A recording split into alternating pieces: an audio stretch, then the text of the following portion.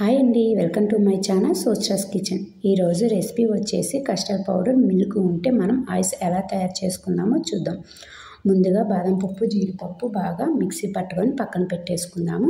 అలాగే ఒక బౌల్ తీసుకొని 1 కప్పు పాలు, కస్టర్డ్ పౌడర్ 2 టేబుల్ స్పూన్ కానీ లేదా 3 కానీ వేసుకొని ఉండలు లేకుండా కలుపుకొని పక్కన పెట్టేసుకుందాము.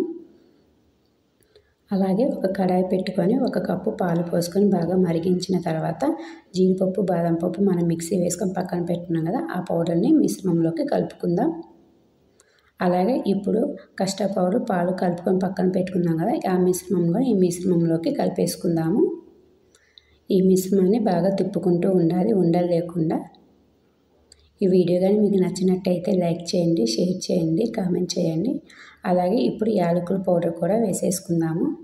మరొకసారి ఈ మిశ్రమాన్ని తిప్పుకుంటూ ఉండాలి. చూసారు కదండి, ఇలా తిప్పుకుంటూ ఉన్నాక దగ్గరికి వచ్చినాక మనం స్టవ్ ఆఫ్ చేసేసుకొని ఇప్పుడు మనం ఐస్ మోల్స్లోకి వేసుకుందాము. ఈ వీడియో కానీ మీకు నచ్చినట్టయితే లైక్ చేయండి, షేర్ చేయండి, కామెంట్ చేయండి. సబ్స్క్రైబ్ ఎవరైతే చేసుకొని వాళ్ళు ఉంటే please subscribe to my channel సోచ్రాస్ కిచెన్. అంతేనండి, ఐస్ ఇప్పుడు మనం ఫ్రిడ్జ్లో ఒక నైట్ అంతా ఉంచేసుకొని మార్నింగ్కి తీసుకోవాలి. చూసారు కదా, ఈ విధంగా మనం ఐస్ రెడీ అయిపోయింది. అంతేనండి, థ్యాంక్స్ ఫర్ వాచింగ్.